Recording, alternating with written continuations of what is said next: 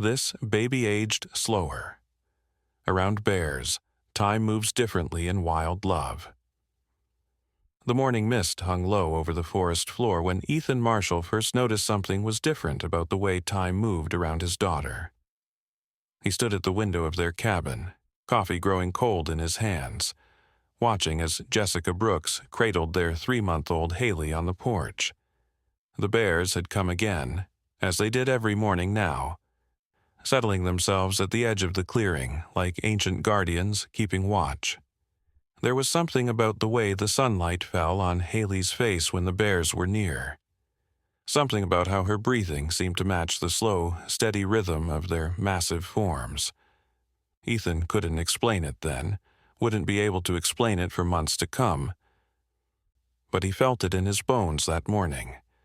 The sensation that his daughter existed in a different current of time when the wild came close. They had moved to this remote cabin in the mountains 6 months ago, when Jessica was still heavy with pregnancy, and the city felt like it was closing in on them from all sides. The decision hadn't been easy.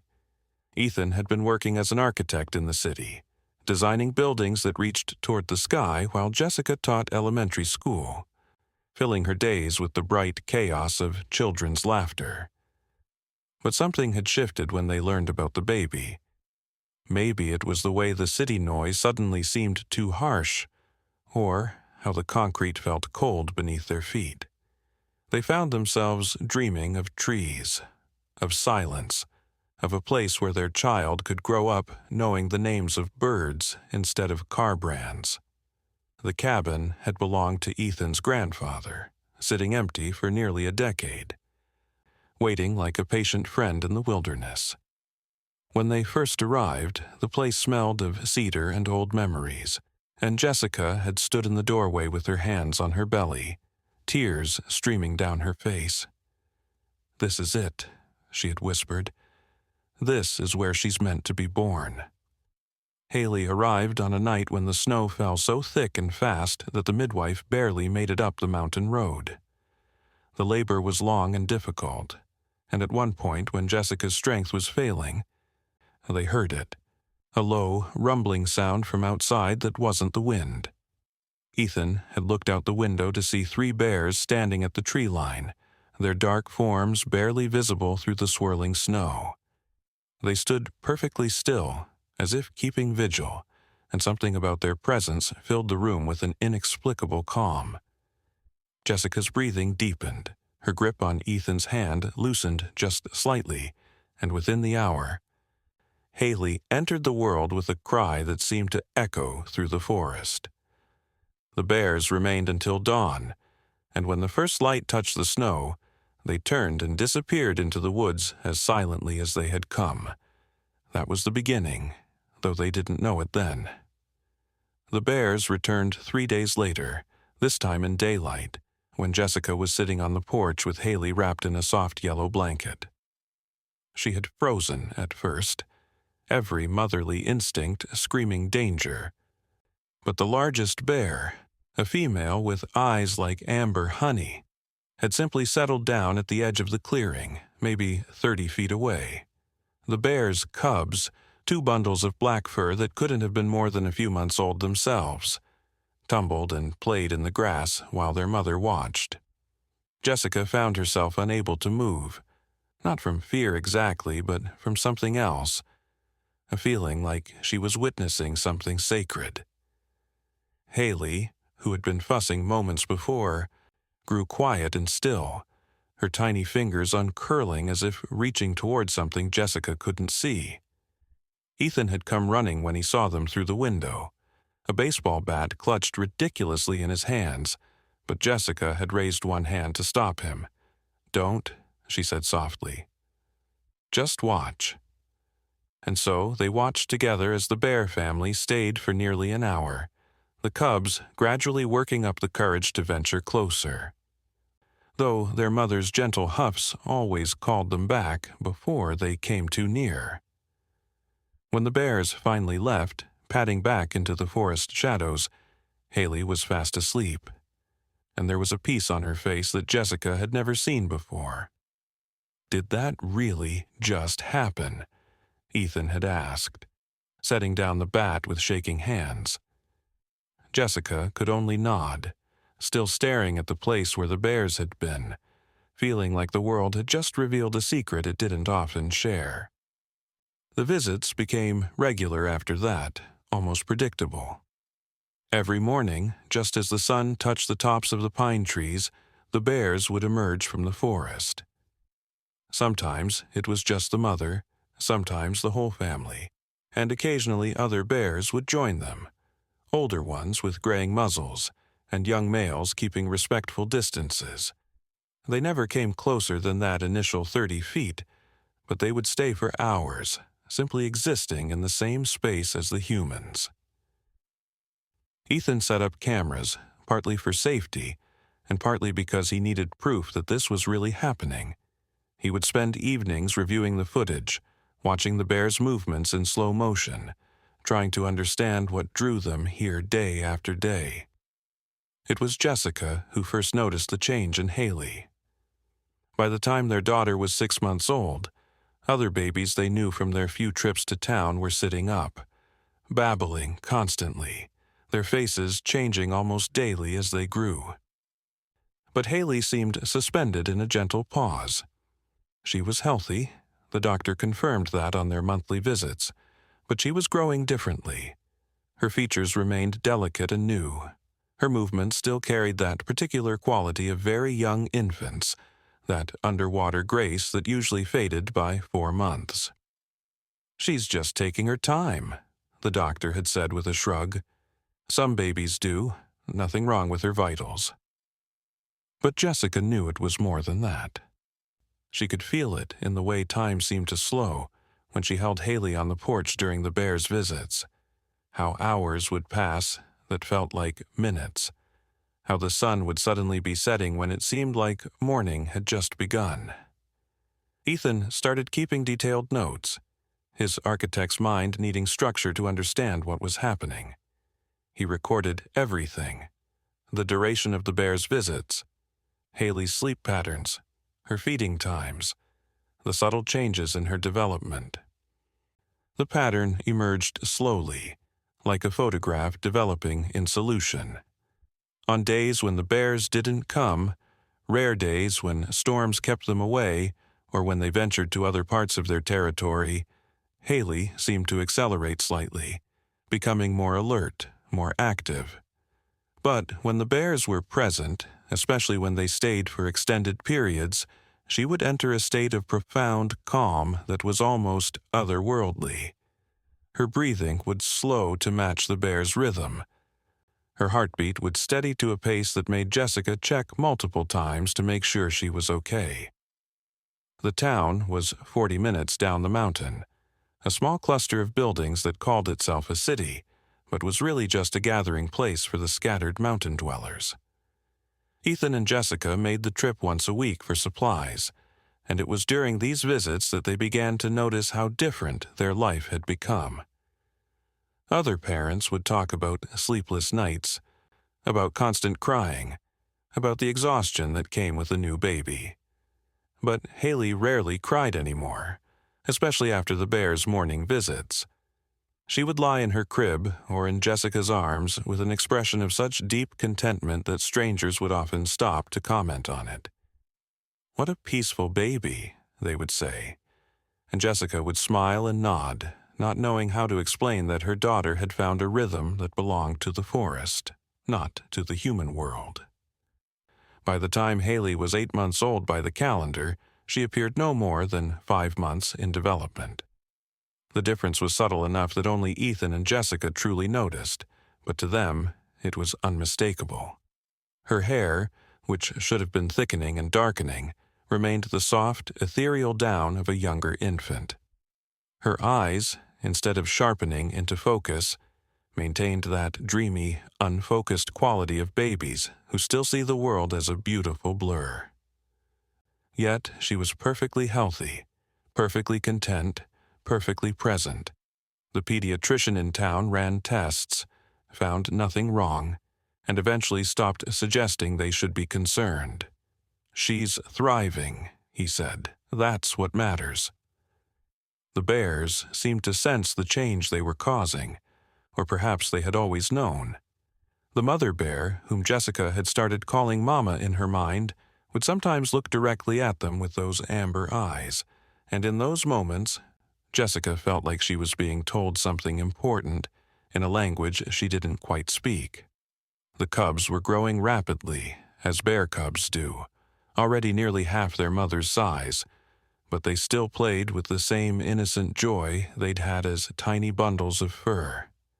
They would sometimes stage elaborate wrestling matches at the edge of the clearing, and Haley would watch from the porch, her little hands waving slowly as if conducting their games. One evening, as autumn began to paint the leaves in shades of fire, Ethan sat with his notebook, trying to make sense of what they were experiencing. "What if," he said slowly, looking up at Jessica, "what if time really does move differently here? What if the bears know something we don't about how time is supposed to flow?" Jessica was feeding Haley, the baby's eyes half closed in contentment. "You mean like those stories about fairy rings? Places where time doesn't follow the rules?" Ethan nodded, though he felt foolish even suggesting it. He was a man of science, of measurements and blueprints, but nothing about their life here followed any blueprint he knew. They had visitors occasionally. Jessica's sister came for a week in September, Ethan's parents for a long weekend in October. Everyone noticed the bears, of course. It was impossible not to. But what struck Ethan was how differently the visitors reacted. Jessica's sister, a lawyer from the city, was terrified at first. Then skeptical, insisting they should call wildlife control. But after 3 days of watching the peaceful morning gatherings, she grew quiet and thoughtful. On her last morning, she sat on the porch with Haley in her arms, tears streaming down her face. "I don't want to leave," she whispered. "It feels like time means something different here, like all my rushing and deadlines are just noise." She left that afternoon, but called every week after, always asking about the bears, always sounding wistful. Ethan's parents, practical Midwest farmers, had a different reaction. His mother, especially, seemed to understand something immediately. She watched the bears with a knowing look, nodding slowly as if confirming something she'd always suspected. "My grandmother used to tell stories," she said one evening, "about places where the veil between worlds was thin. She said if you were lucky enough to find one, you should never question it, just accept the gift." His father, usually skeptical of what he called that mystical nonsense, said nothing. But Ethan caught him more than once standing at the window at dawn, watching the bears with an expression of wonder he'd never seen on his father's face before. As winter approached, Ethan worried the bears would hibernate, that whatever magic was happening would pause for the cold months. He started researching, learning that not all bears hibernated in the traditional sense, that some entered a state called torpor, where they would still emerge on warmer days. He insulated the cabin better, stocked up on supplies, prepared for months of isolation. But the bears surprised them again. Instead of disappearing, they simply changed their pattern. They came less frequently, maybe twice a week instead of daily, but when they came, they stayed longer. Sometimes they would arrive in the pre-dawn darkness and remain until after sunset, their forms like shadow guardians in the snow. It was during one of these long winter visits that Ethan noticed something that made his breath catch. He had been photographing Haley every week, trying to document her unusual development, and as he compared photos from November to photos from late December, he realized that on days when the bears stayed all day, Haley appeared exactly the same in photos taken hours apart. Not just similar, identical. The same strand of hair falling across her forehead, the same position of her tiny fingers, the same serene expression. It was as if she existed in a bubble where time moved so slowly it was almost imperceptible. He showed the photos to Jessica, his hands trembling slightly. She studied them for a long time, then looked out at where Mama Bear sat in the snow, patient as a mountain. "She's protecting her," Jessica said softly. "I don't know how or why, but she's keeping our baby safe from time itself." They decided to test it, though the very idea felt like betrayal. On a day when the bears didn't come, they documented everything about Haley, took photos, recorded video, measured her length, weighed her. Then they waited for the next bear visit and did the same thing. The results were undeniable. During the 8 hours the bears remained in the clearing, Haley aged approximately 1 hour by every metric they could measure. Her cells, it seemed, slowed their dance when the wild came near. Ethan wanted to contact universities, to have scientists come study this phenomenon, but Jessica stopped him. "The moment we tell anyone, it ends," she said. "They'll come with their instruments and their theories, and the bears will leave, and Haley will lose whatever gift she's been given." Ethan knew she was right, though the scientist in him ached to understand. Winter deepened, and with it came a peace they hadn't expected. The world beyond their mountain seemed to fade away, becoming something remembered rather than lived. They stopped watching the news, stopped checking social media, stopped counting days by the calendar. Instead, they counted time by bear visits, by the slow, graceful aging of their daughter, by the changing quality of light through the trees. Haley learned to roll over in January, though by normal measurements she should have been crawling. She laughed for the first time during a February snowstorm, her giggle mixing with the wind in a way that made it hard to tell where one ended and the other began. The cubs, now nearly as large as their mother, seemed especially drawn to Haley. They would often settle closest to the porch, their dark eyes fixed on the baby with an intensity that should have been frightening, but wasn't. One day, one of the cubs brought a pine cone and left it at the bottom of the porch steps like an offering. Jessica picked it up, showed it to Haley, who grasped it with her tiny fingers and held it like a treasure.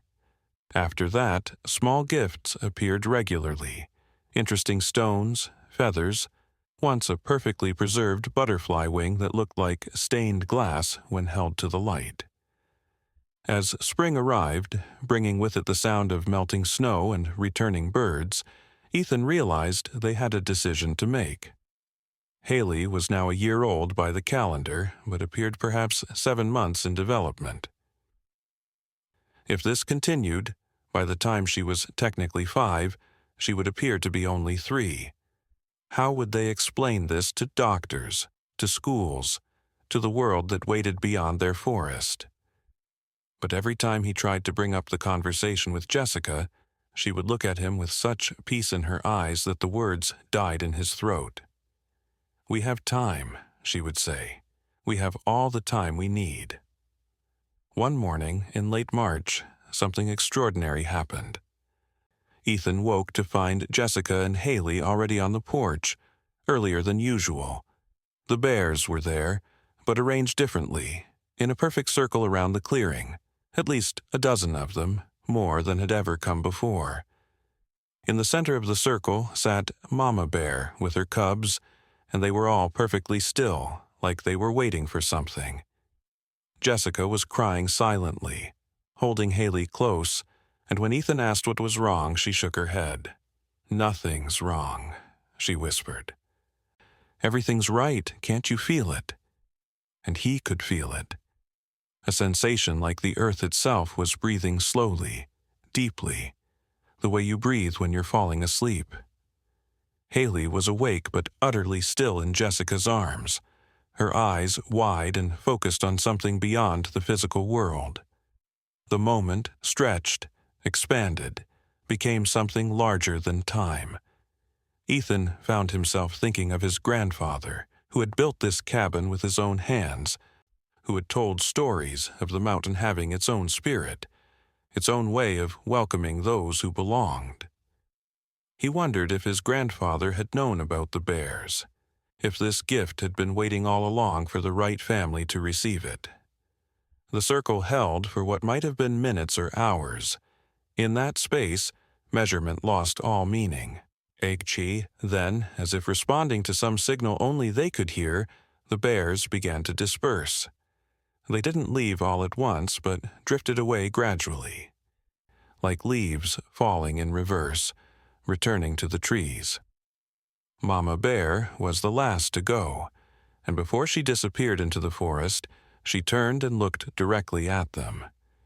In her eyes, Ethan saw something that would stay with him forever, a deep, ancient knowing, a promise, a blessing. Then she was gone, and the clearing was empty, but the feeling remained. That night, as they put Haley to bed, they noticed she looked different. Not older, exactly, but more present somehow. As if the day's ceremony, for that's what it had been, they both knew, had anchored her more firmly in the world while still allowing her to exist in that slower river of time. She fell asleep holding the pine cone the cub had given her, a smile on her face that belonged to someone who knew secrets about the universe that adults had forgotten. They stopped trying to understand it after that, stopped measuring and documenting and analyzing. Instead, they simply lived it. The bears continued to come, though never again in that ceremonial circle.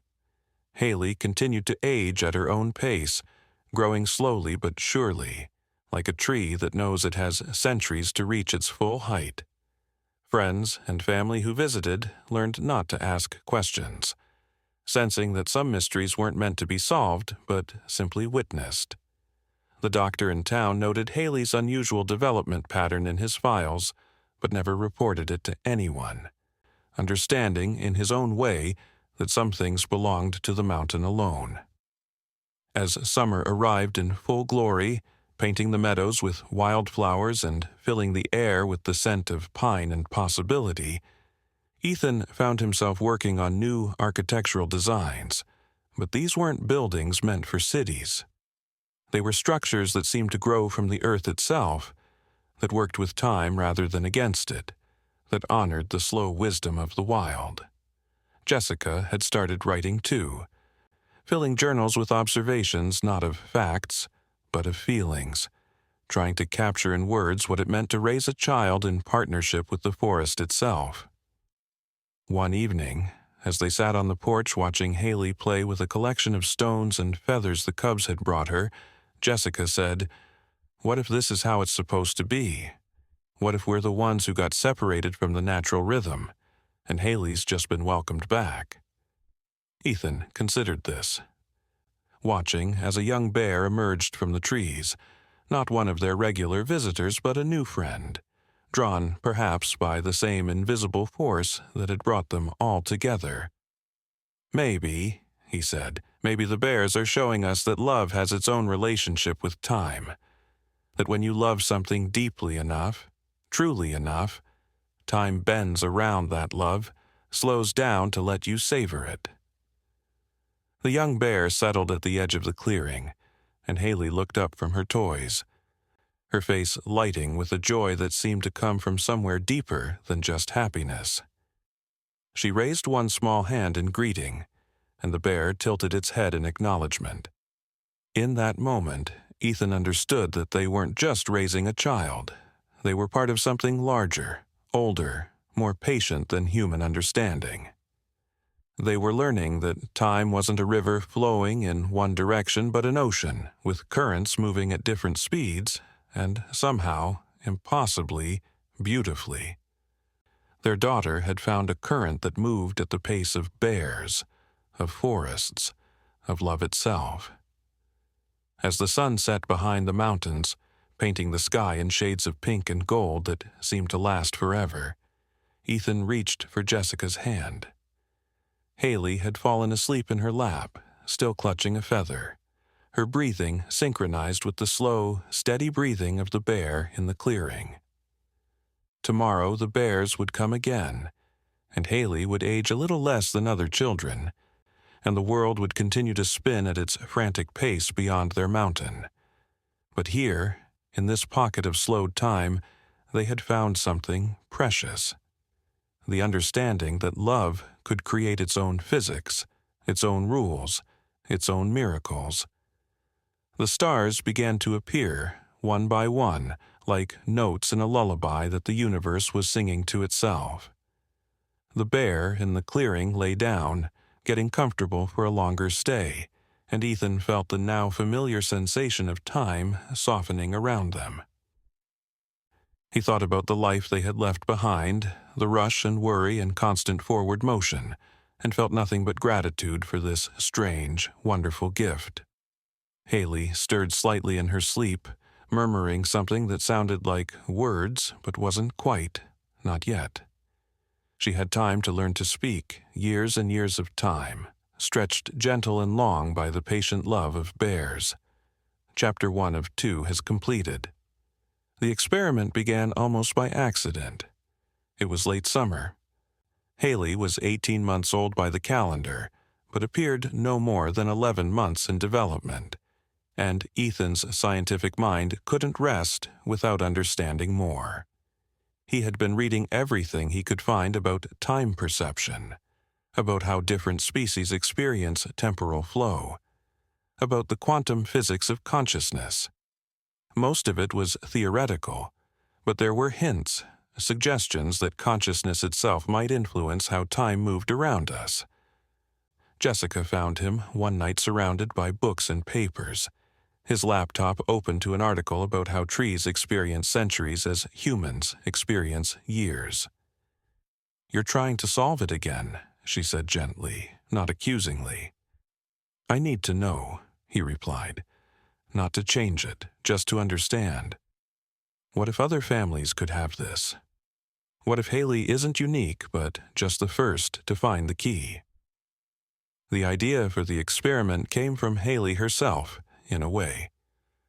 She had started showing preferences for when she wanted to go outside, becoming fussy and restless just before the bears typically arrived, settling into an almost meditative calm the moment they appeared. It was as if she could sense their approach long before they became visible. One morning, when the bears were late, Haley grew increasingly distressed, reaching toward the forest and making sounds that weren't quite words, but carried meaning nonetheless. When the bears finally emerged, they had been fishing at the stream, Ethan later realized, their muzzles still damp. Haley immediately calmed, but something else happened too. The moment she settled, a pair of butterflies that had been moving erratically around the porch suddenly slowed their flight, drifting lazily as if the air had thickened around them. Ethan began paying closer attention to these peripheral effects. When the bears were present and Haley was in her slowed state, other things seemed affected too. Insects moved more languidly, birds sang longer notes, even the wind seemed to pause more often. He set up more cameras not pointed at the bears or Haley, but at the environment around them. What he captured was subtle but undeniable. A bubble of slowed time that extended about 50 feet from wherever Haley was when the bears were near. It wasn't uniform. The effect was strongest closest to Haley and faded gradually at the edges, like ripples in reverse, pulling inward rather than pushing out. Jessica discovered she could feel the boundary. She would walk slowly away from the porch when the bears were visiting. Haley safe in her playpen, and at a certain distance she would feel a shift, like stepping from cool shade into sudden sunlight. Her thoughts would speed up, her heartbeat would quicken slightly, and the world would resume its normal pace. Then she would step back toward the house, and it was like sinking into warm honey. Everything becoming sweeter, slower, more deliberate. "It's not just Haley," she told Ethan one evening. "We're all in it when we're near her during the visits. We're aging slower, too." They tested this theory over several weeks, taking careful measurements, photographing small changes. The results were consistent. When they remained in Haley's bubble during bear visits, they aged approximately 1 hour for every 3 that passed in normal time. It wasn't as dramatic as Haley's 1-to-8 ratio, but it was significant. Ethan calculated that if this continued, they would gain years, perhaps decades, of extra time with their daughter. The thought was both wonderful and terrifying. What would it mean to age so much slower than the world around them? But when he looked at Jessica playing with Haley on a blanket in the grass while 3 bears dozed nearby, he knew the answer. It would mean more moments like this, more peace, more love, more life lived at the pace life was meant to be lived. The bears seemed to understand that the humans were learning something. Mama Bear especially began staying longer, sometimes all day, as if she knew her presence was not just welcomed but needed. Her cubs, now fully grown but still visiting with their mother, would often split their attention between the forest and the clearing, creating a larger network of slowed time. On days when multiple bear families visited, for word seemed to have spread in whatever way bears communicate such things, the effect was even stronger. Haley would enter states so deep and peaceful that she seemed to barely breathe, existing in a space between waking and sleeping where time nearly stopped altogether. It was during one of these intense multi-bear gatherings that they met Logan Carter. He appeared at the edge of their property on foot, having hiked up from the valley below, drawn by something he couldn't explain. He was a professor of indigenous studies from the university 200 miles away, and he had been researching local legends about sacred sites in these mountains. "I'm sorry to intrude," he said, stopping at a respectful distance when he saw the bears. His voice was soft, wondering.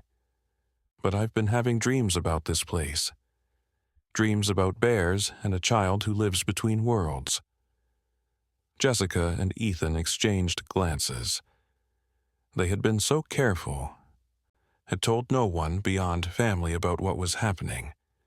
But looking at Logan's face, they saw not the hunger of scientific discovery, but something else. Recognition, reverence, understanding. Logan told them stories that evening, after the bears had returned to the forest and Haley was asleep. Stories from the indigenous peoples who had lived in these mountains for thousands of years. Stories about sacred groves where time moved differently, where the boundary between human and nature dissolved. They called them breathing places, he said. Places where the earth itself slowed its breathing to match the breath of those pure enough to perceive it. Children were often the key. Their consciousness wasn't yet fixed in linear time the way adults are. And the bears. He paused, looking out at the darkening forest. The bears were the guardians, the ones who could move between the normal world and the breathing places. He showed them photographs of petroglyphs from caves deeper in the mountains, ancient drawings that depicted humans and bears in circles, with spiral patterns that seemed to represent time or energy flowing differently within the circle. One image in particular made Jessica gasp. It showed a small figure, clearly a child, surrounded by bears, with lines radiating out from the child that looked exactly like the pattern Ethan had mapped of Haley's time-slowing field. "This has happened before," Logan said quietly. "Your daughter isn't the first. She's part of something ancient, something that emerges when it's needed." Over the following weeks, Logan became a regular visitor, though he was careful never to disrupt the bears' visits or Haley's routines. He brought books, recordings of elder stories, maps of other potential breathing places in the region. He also brought a warning. "In the old stories," he said one day, "these gifts came with a choice. The children who were touched by the breathing places could fully enter that slower world, live at the pace of the forest, age with the trees and the mountains. But if they did, they could never fully return to human time. they would become something between human and nature, bridges, but never fully belonging to either world. The weight of this possibility settled over Ethan and Jessica like morning mist. They watched Haley playing in her slowed bubble of time, already different from other children, already marked by something larger than human understanding. Would there come a day when she would have to choose? When staying in normal time would mean losing her gift, but keeping it would mean losing her connection to the human world? The thought kept them awake at night, holding each other in the darkness, listening to the owls and the wind and the distant sound of bears moving through the forest. As autumn returned, painting the world in golds and reds that seemed more vivid than any fall they remembered, something shifted in the pattern. The bears began bringing other animals with them. First, a family of deer who settled at the far edge of the clearing, their presence adding another layer to the time-slowing field. Then foxes, slipping out of the shadows to curl up in patches of sunlight. Ravens began gathering in the trees, their usually raucous calls becoming low, contemplative murmurs. It was as if Haley's gift was calling to all the wild things, inviting them into this pocket of different time. Logan documented everything with the reverence of someone recording sacred texts. He had brought sensitive equipment that could measure electromagnetic fields, and what he found was remarkable. The area around Haley during these gatherings showed patterns similar to those found at ancient sacred sites around the world. Places like Stonehenge, Machu Picchu, certain temples in India. "She's become a living sacred site," he said in wonder, a point where the normal rules of reality bend just enough to let something else through. One afternoon, as Jessica was reading to Haley from a picture book, she noticed her daughter wasn't looking at the pages, but at something beyond them. Following her gaze, Jessica saw nothing unusual at first, just the familiar scene of bears and deer and the dappled sunlight through the trees.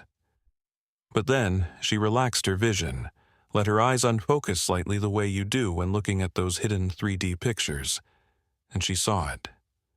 Threads of light, gossamer thin, connecting Haley to every living thing in the clearing. They pulsed gently, like visible heartbeats, all synchronized to the same slow rhythm. She blinked, and the vision was gone. But the knowledge remained. Her daughter wasn't just affected by the presence of the wild, she was connected to it, part of a web of consciousness that existed outside normal human perception. That night, Jessica tried to explain what she had seen to Ethan. He listened carefully, then showed her something he had been working on, a map of all the places in the world where similar phenomena had been reported throughout history. Children who aged differently, places where time moved strangely, always in the presence of nature, always involving some kind of conscious connection between human and wild. "What if," he said slowly, "what if consciousness and time are more connected than we think? What if Haley has found a way to sync her consciousness with the older, slower consciousness of the forest?" The idea led them to try something new. Instead of just observing, they began actively participating in the slowed time. When the bears came, they would sit with Haley, consciously slowing their breathing to match hers, letting their thoughts settle like sediment in still water. The effect was immediate and profound. The time-slowing field strengthened, expanded. They could feel themselves sinking into it, their cells seeming to sigh with relief as they were released from the constant pressure of linear time. Hours would pass that felt like moments, or moments that felt like hours. In that state, the distinction lost all meaning. It was during one of these deep sessions that Haley spoke her first clear word, not Mama or Dada, as they had expected, but friend, looking directly at Mama Bear. The bear, who had been dozing, opened one eye and made a sound that wasn't quite a growl, wasn't quite a purr, but something that somehow meant yes. Ethan and Jessica held their breath, afraid to break whatever spell was allowing this communication. Haley crawled to the edge of the porch. She had finally started crawling at 20 months and reached out her hand. Mama Bear slowly, deliberately, extended her massive paw until it was just inches from Haley's tiny fingers. They didn't touch, but something passed between them, some understanding that needed no physical contact. From that day forward, Haley's development took on a new quality. She was still aging slowly in body, but her awareness seemed to expand rapidly. She would sit for hours watching the ants build their hills, the spiders weave their webs, the clouds form and reform in the sky. When she did speak, which was rarely, her words carried weight beyond her apparent age.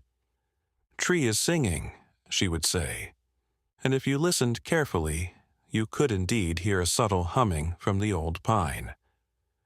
"Rain, coming to visit," she would announce, and within hours clouds would gather even when the weather forecast had predicted clear skies.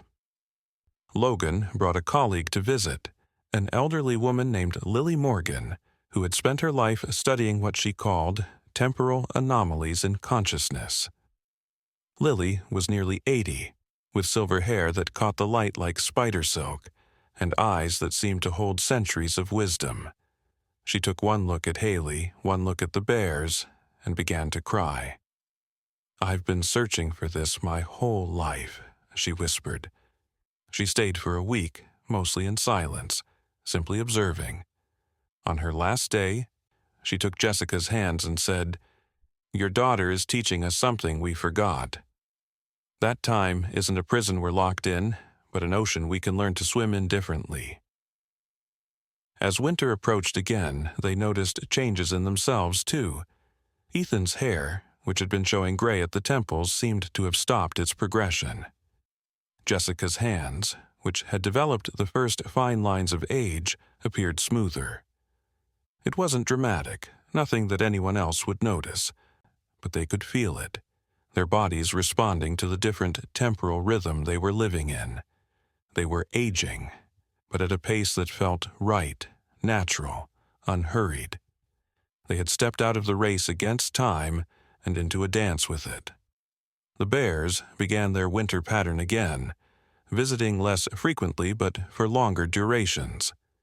This year, though, they did something new.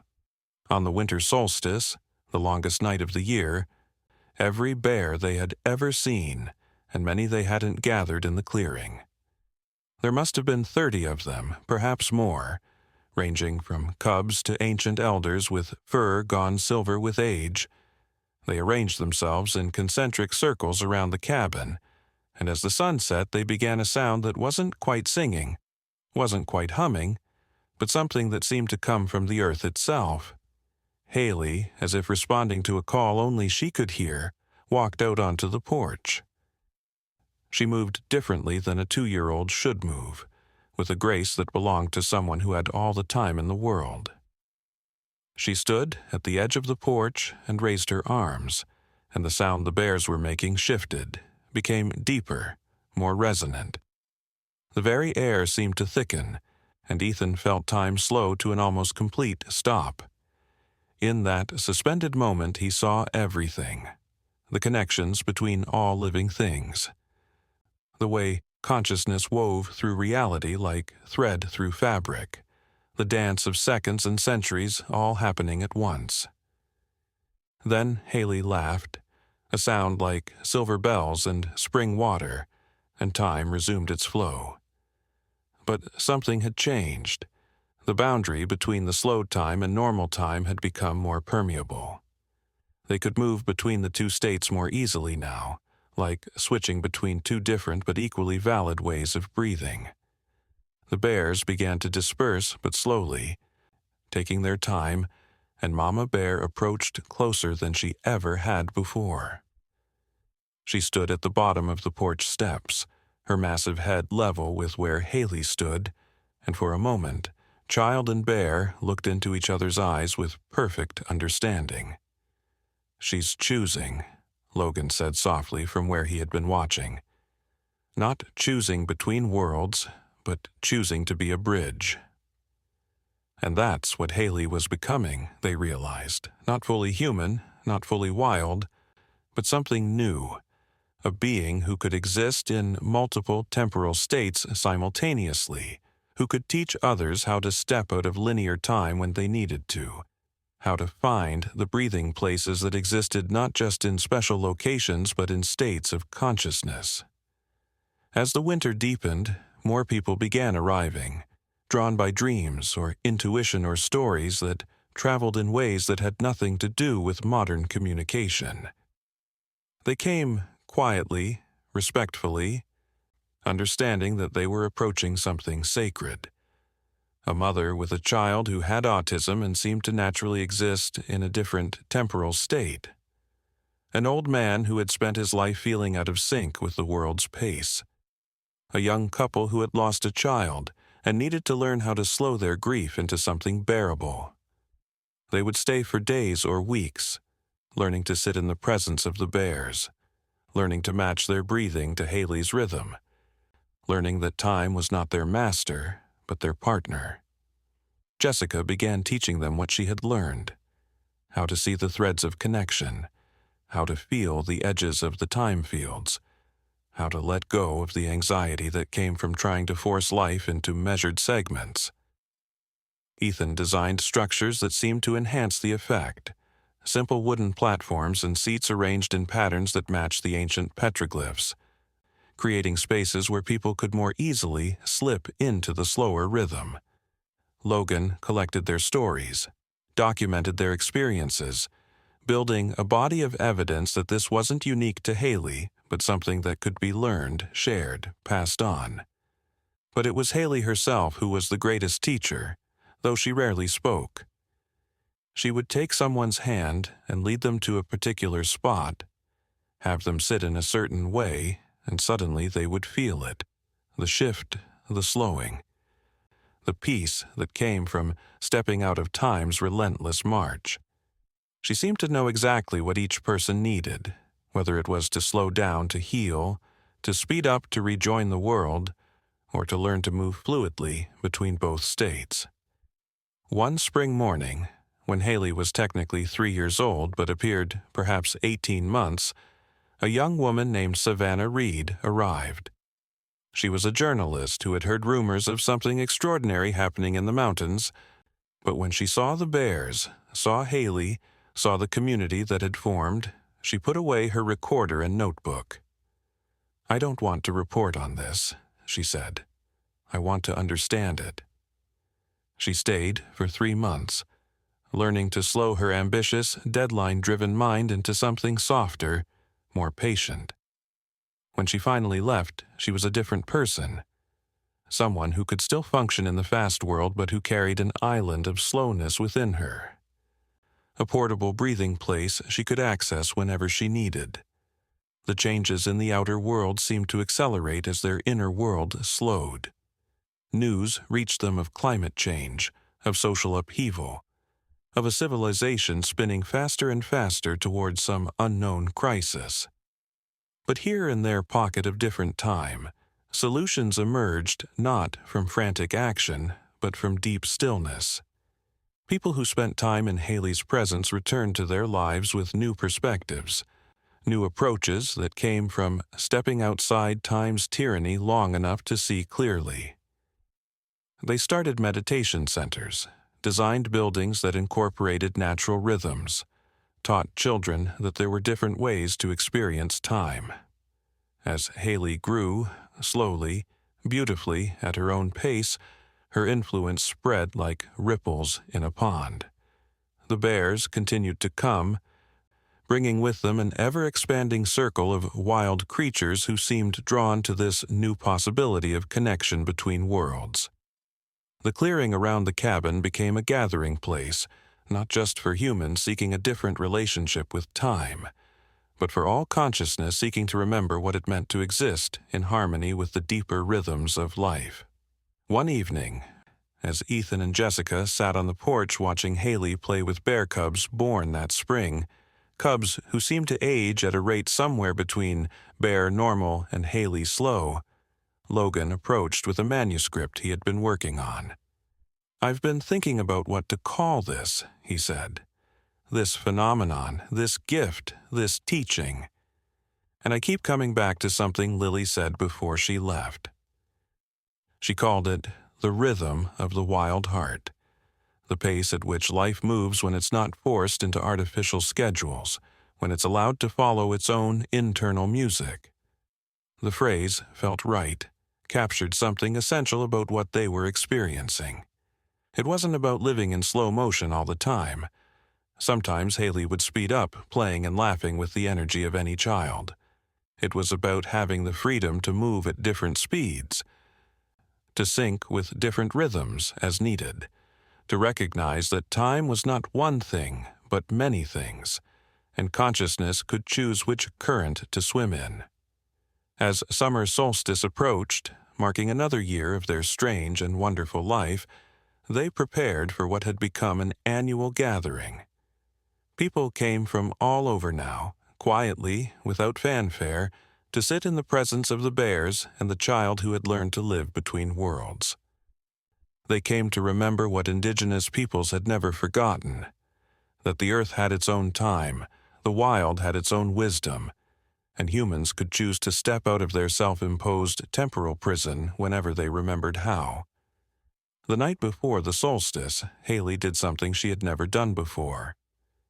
She walked into the forest alone, no fear in her small form, and the bears parted to let her pass. Ethan and Jessica wanted to follow, but Mama Bear blocked their path gently, her eyes saying, "Wait." They waited, hearts pounding despite their trust, until they heard it. Singing, a child's voice joined by something older, deeper, wider. Haley emerged an hour later, her hands full of small stones that seemed to pulse with their own light. She gave one to each person present, and as they held them, they felt it, a permanent connection to the slower rhythm, something they could carry with them always. "For when you forget," Haley said, her voice clear and certain despite her young age, "for when the fast world makes you scared, remember you can choose, always choose." The solstice gathering was larger than ever, but also quieter. People had learned that this wasn't about talking, about explaining, about understanding in the conventional sense. It was about being present, about letting go of the need to measure and divide time, about recognizing that love, whether between human and child, human and nature, or human and the great mystery of existence, had its own temporal dimension. In that dimension there was always enough time for what mattered, always space for growth and healing, always room for wonder. As the sun set on the longest day, painting the sky in colors that seemed to last forever in their slowed perception, Ethan took Jessica's hand and watched their daughter teaching a group of children how to breathe with the bears. The children, some of whom had been diagnosed with various conditions that made them different in the regular world, here found themselves perfectly at home. They naturally understood what Haley was showing them. The time didn't have to be their enemy, that they could dance with it instead of racing against it. One boy, who had been told he would never connect with others because of his autism, sat perfectly synchronized with a young bear, their breathing so aligned that they seemed to be one creature with two bodies. A girl who had been anxious to the point of panic attacks lay peaceful in the grass, her hands spread wide, feeling the slow pulse of the earth itself. These children would go back to their regular lives, but they would carry this knowing with them, that there was another way to be in time, a way that the wild had never forgotten. As darkness fell and stars emerged one by one in the clear mountain sky, the bears began their solstice ritual. It was different from the winter gathering, lighter, more celebratory. The sound they made was like laughter slowed down to the pace of seasons, joy stretched out to encompass years. Haley stood in the center of it all, arms raised, no longer fully a child of the human world, but not lost to it either. She was becoming what she was meant to be, a bridge, a teacher, a living reminder that the boundaries we thought were fixed were actually fluid. Logan had been interviewing elders from various indigenous traditions, and they all said variations of the same thing, that this had always been possible, had always been happening in small ways. But now, when the world most needed to remember how to slow down, how to step out of destructive patterns, the gift was being given more openly. Haley wasn't unique in potential, only in being the first of a new wave of children who would remember how to live in rhythm with the wild heart of the world. As the gathering continued deep into the night, Ethan found himself thinking about the future. Not with anxiety, but with curiosity. Haley would continue to age slowly, would likely live far longer than normal humans, would see changes in the world that he and Jessica wouldn't be there for. But she wouldn't be alone. Already, other children were showing signs of the gift. Other families were finding their own breathing places, their own guardian animals, their own ways of stepping out of linear time. It was spreading not like wildfire, but like the slow growth of a forest, each tree adding to the canopy until entire landscapes were transformed. Jessica found him in his contemplation and leaned against him, their bodies automatically syncing to the slower rhythm that had become their default. "Are you worried?" she asked softly. He considered the question, feeling into the depth of his emotions. "No," he said finally, "I'm grateful. We've been given something extraordinary, not just Haley, but this understanding, this possibility. We've learned that love can literally change how time moves around us. How could I be anything but grateful?" As if in response to his words, Haley appeared beside them, moving with that liquid grace that belonged to creatures who had all the time in the world. She took both their hands, and instantly they felt it, the connection not just to her, but to everything, the vast web of consciousness that existed in its own temporal dimension, unhurried and eternal. In that moment, they understood something profound, that death itself might not be the ending they had feared, that consciousness moving at different speeds might continue in ways that linear time couldn't contain. "Forever is now," Haley said, words too profound for a 3-year-old, but perfect from this being she was becoming. "Now is forever. The bears know. The trees know. Now you know too." The summer continued in its slow golden way. More people came to learn. More stories were collected. More children discovered their ability to slip between temporal streams. The media occasionally got wind of something happening in the mountains, but the stories always fizzled out. Reporters who came to investigate either couldn't find the place, it seemed to hide itself from those who came with the wrong intentions, or they found it and were so changed by the experience that they couldn't bring themselves to expose it to the harsh light of public scrutiny. One reporter who did make it through was Connor Adams, a young man who had built his career on exposing frauds and delusions. He arrived skeptical, cameras ready, determined to reveal whatever trick was being played. But when he saw Haley with the bears, when he felt time slow around him like honey, when he experienced his first full day in the breathing place, he put his equipment away. "This isn't a story," he said. "This is a prayer, and you don't broadcast prayers." He stayed for a month, learning to slow his ambitious mind, and when he left, he became one of their protectors, writing stories that led seekers in the right direction while keeping the merely curious away. As autumn approached once again, they celebrated Haley's 4th birthday, though she appeared perhaps 2.5 years old. The celebration wasn't typical. No bright plastic toys or sugar-fueled chaos.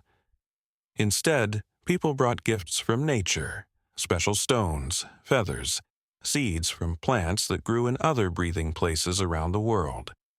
The bears brought their own gift, a new cub born out of season, who seemed to have been born already knowing about the time-slowing field. This cub, smaller than the others, would sit for hours just watching Haley, and she would watch back, the two of them communicating in ways that needed no words or gestures. Michael Hayes arrived that autumn, a physicist who had been working on theories about consciousness and quantum time. He had heard rumors through academic channels, dismissed them as impossible, then couldn't stop thinking about them. When he arrived and experienced the phenomenon firsthand, he didn't try to explain it through equations or theories. Instead, he sat in the field for days, letting his scientific mind relax into something more intuitive. "We've been thinking about time all wrong," he said eventually. "We thought it was a river flowing in one direction, but it's more like music. It can be played at different tempos, in different keys, and consciousness is the conductor." He stayed to study, but his studying looked nothing like traditional research. He would sit with Haley and the bears, feeling the edges of the temporal fields, learning to perceive what couldn't be measured with instruments. He developed a theory that the bears and other animals had never lost this ability, that they had always been able to step in and out of different temporal streams, and that human consciousness had simply forgotten how. Haley and others like her weren't developing a new ability, but remembering an old one, guided by the patient teaching of the wild. The community that formed around the cabin was unlike anything Ethan and Jessica had imagined when they first moved to the mountains. It wasn't a commune or a cult, but something more organic, a network of people who came and went as needed, each carrying the teaching of the wild rhythm back into their lives. Some stayed for days, some for months. Some, like Logan and increasingly Michael, became permanent fixtures. They built simple structures in harmony with the forest, created gardens that grew at their own pace, established a way of living that proved humans could exist in partnership with nature rather than in dominance over it. Children were especially drawn to the place. Parents would arrive desperate, having tried everything to help children who didn't fit into the standard world. Children with autism, ADHD, anxiety disorders, or simply those who seemed to march to a different drummer. Here, these children found their rhythm recognized and honored. They would spend time with Haley, learning not through words, but through presence how to navigate between different temporal states. Many left able to function better in the regular world, not because they had been fixed, but because they had learned they weren't broken. They were just tuned to a different frequency. One child who arrived was Avery Johnson, a 7-year-old girl who had been labeled as developmentally delayed because she seemed to process everything more slowly than her peers. Within hours of arriving, it became clear that Avery wasn't delayed. She was naturally living in slowed time, had been her whole life without understanding it. When she met Haley, the recognition was immediate. "You're like me," Avery exclaimed, the first enthusiastic words her parents had heard from her in months. The two girls became inseparable during Avery's stay, and when she left, she carried with her the knowledge that her way of being in time was not a disability but a gift. As winter approached for the 4th time since their journey began, Ethan and Jessica reflected on how profoundly their lives had changed. They had thought they were just moving to the mountains to raise their child in peace. Instead, they had become guardians of something ancient and precious, something that might be crucial for humanity's future. The world outside continued to accelerate, with technology pushing human consciousness to move faster and faster. But here, they held space for the opposite, for slowness, for presence, for the remembering that life didn't have to be a race. Haley continued to grow and develop in her unique way. Her verbal skills remained minimal, not from inability, but from preference. she communicated more through presence and touch than through words. When she did speak, it was often in poetry, in phrases that captured something essential about the nature of time and consciousness. "Bears dream us slow," she said one snowy morning. "We dream them fast. Together we dream just right." These utterances were collected by those present, becoming a kind of scripture for this new old way of being. The bears, too, seemed to be changing. The younger ones especially showed signs of existing more fluidly between temporal states, sometimes moving with the normal quickness of bears, sometimes slowing to match Haley's rhythm. It was as if the boundary between species was becoming more permeable, not in physical form, but in consciousness. They were learning from each other, teaching each other, becoming something new together. One profound moment came when Mama Bear, now older with silver threading through her dark fur, brought her newest cubs to meet Haley. These cubs were different from the start. They moved more slowly than normal bear cubs, seemed more aware, more present. When Haley reached out to them, they reached back, and in that moment of almost touching, everyone present felt a shift, like reality itself had acknowledged something new being born. These cubs would grow up fully bilingual in the languages of wild and human time, bridges between worlds that had been separated for too long. As the years continued their slow dance, Haley approaching what would have been school age if she aged normally, decisions had to be made about her education.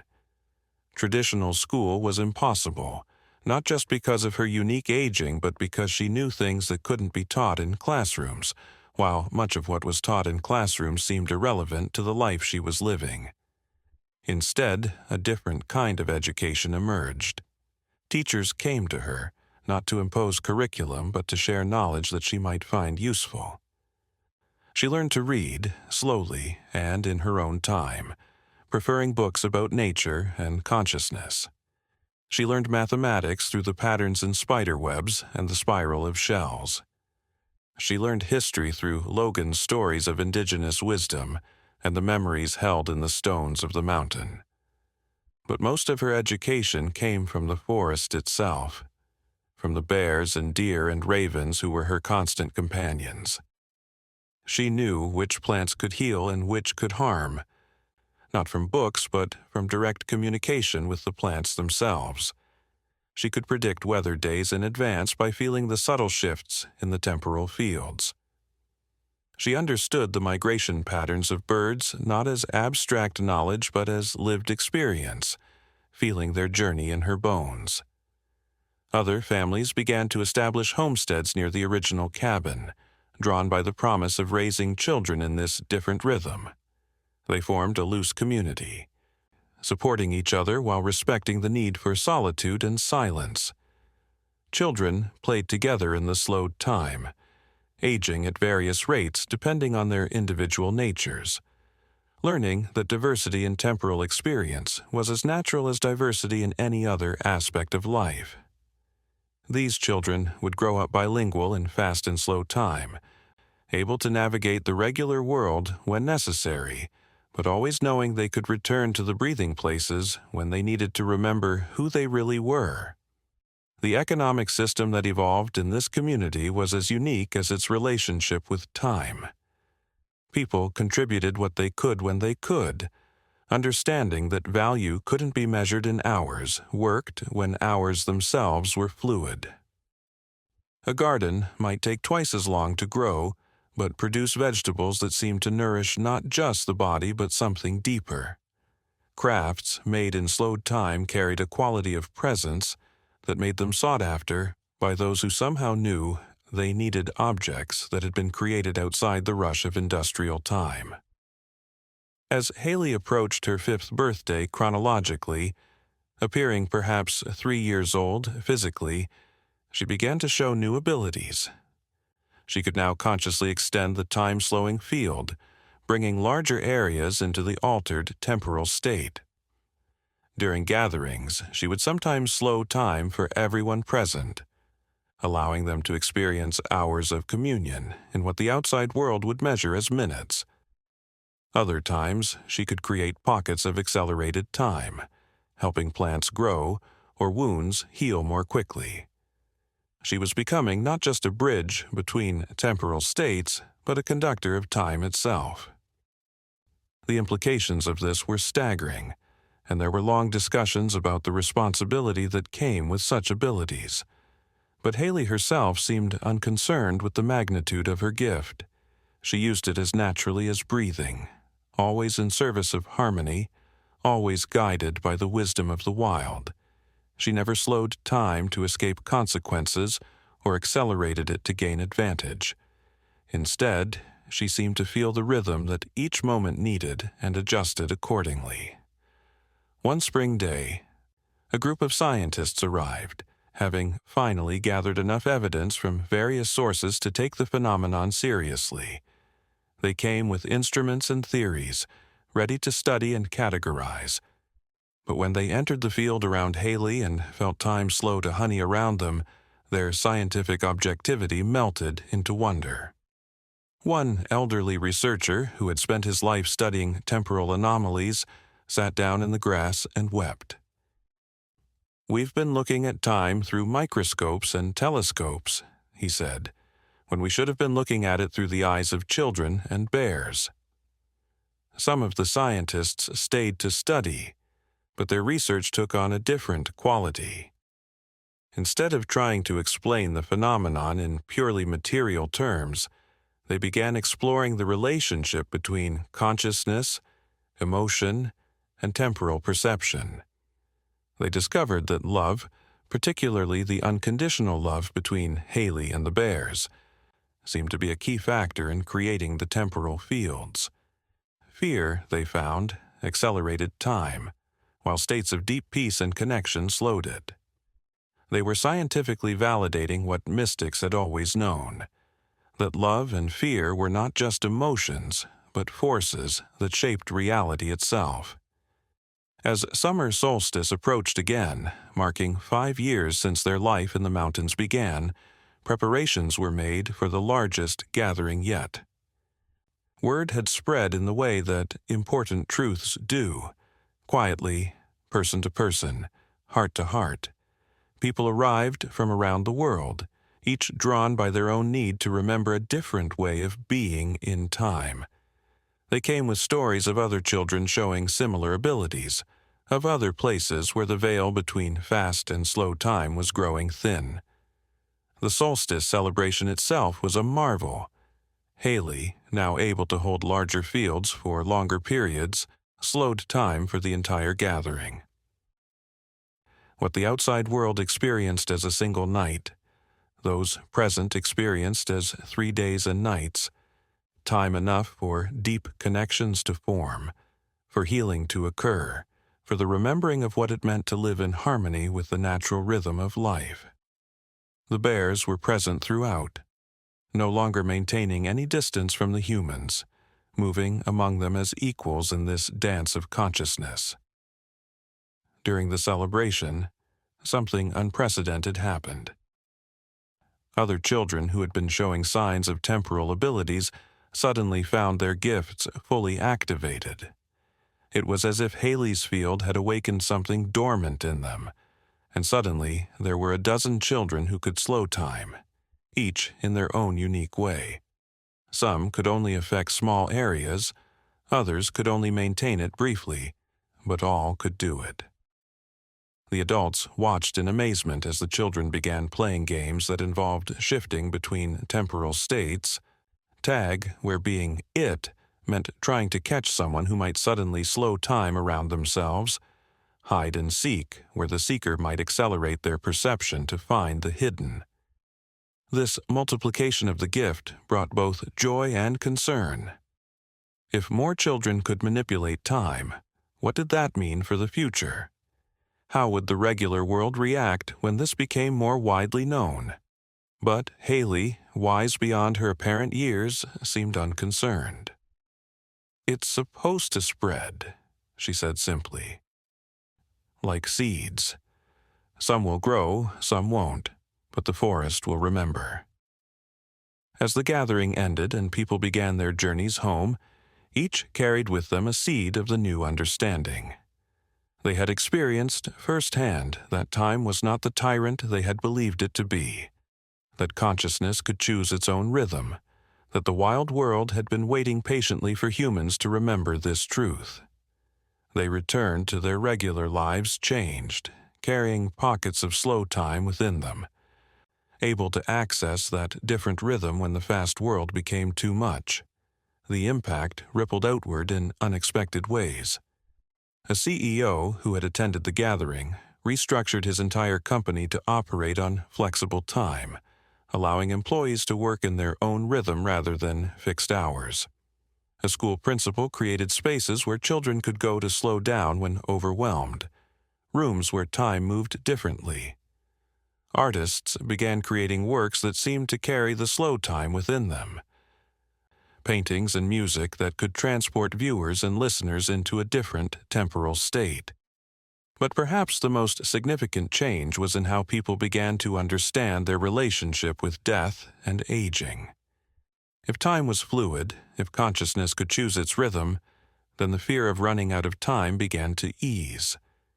People who had been racing against death learned to dance with life instead. The elderly found they could slow their remaining time, experiencing days that felt like weeks, weeks that felt like months. Those facing terminal illness discovered that even when the body's time was limited, consciousness could expand moments into infinities. As autumn painted the mountains once again, Ethan and Jessica stood watching Haley play with the bear cubs, now her constant companions. Their daughter was growing, slowly but surely, into something unprecedented. A human being who had never known the tyranny of linear time, who existed naturally in multiple temporal states, who could teach others not through words, but through presence, how to remember their own temporal sovereignty. "Do you ever wonder," Jessica asked, "what she'll become? What all of these children will become?" Ethan considered the question, watching as Haley suddenly accelerated time around a wilting flower, bringing it back to bloom in seconds, then slowed time around it to preserve its beauty. "I think," he said slowly, "they're becoming what humans were always meant to be. Not separate from nature, but part of it, not racing against time, but dancing with it. They're becoming the bridge between the world we created and the world that created us." As the sun set, painting the sky in colors that seemed to last forever in their slowed perception, the bears began their evening song, that low, rumbling harmony that had become the soundtrack to their lives. Haley joined in, her young voice weaving through the deeper tones, and then, one by one, everyone present added their voice. It wasn't a human song or an animal song, but something new, something that belonged to the space between species, between times, between worlds. The song continued as darkness fell and stars emerged, each point of light a reminder that the universe itself existed in multiple temporal dimensions, that somewhere light from distant stars was just beginning its journey, while somewhere else it was just arriving, and all of it was happening now. In this eternal moment that Haley and the bears had taught them to inhabit. They sang until the boundaries between human and animal, fast time and slow time, self and other dissolved into something larger, older, truer than any of the divisions they had been taught to believe in. As the night deepened, Haley walked among the gathered beings, human and animal alike, touching each gently, leaving them with a gift. Not an object, but an attunement. A permanent adjustment to their temporal perception that would allow them to access the slow time whenever they needed it. She was seeding the world with a new possibility, ensuring that even when she and the other temporal children were gone, the gift would remain, woven into human consciousness like a forgotten song finally remembered. "Time moves differently in wild love," she said, her child's voice carrying ancient wisdom. "The bears showed us." Now we know. Now we remember. Now we choose. And in that choosing, in that remembering, in that return to the wild rhythm of the heart, humanity began to find its way back to a truth it had lost. That time was not running out but opening up, not a resource to be consumed, but a dimension to be explored, not a master to be served, but a partner in the dance of consciousness through the cosmos. The bears had always known this. The forest had always known this. And now, thanks to a child who aged slower in their presence, humans were remembering it too. The story would continue, of course. Haley would grow, slowly, beautifully, into whatever she was becoming. Other children would discover their temporal gifts. The world would gradually awaken to this new possibility. There would be challenges, resistance from those who profited from keeping humanity trapped in artificial time. But the seed had been planted, the remembering had begun, and like all true revolutions, it would happen not through force, but through the patient, persistent power of a different way of being. As Ethan and Jessica prepared for bed, checking on Haley, who slept surrounded by young bears who had chosen to stay near her, they felt the profound gratitude that came from being part of something larger than themselves. They had thought they were just parents, just people trying to raise a child in a difficult world. Instead, they had become witnesses to a transformation that might just save that world. Not through technology or politics or any of the usual human solutions, but through the simple, radical act of remembering how to live in harmony with the wild rhythm of life itself. The bears would come again tomorrow, as they always did. Time would slow, as it always did in their presence, and Haley would continue to grow at her own pace, teaching by being rather than doing, showing humanity that there was another way to exist in time.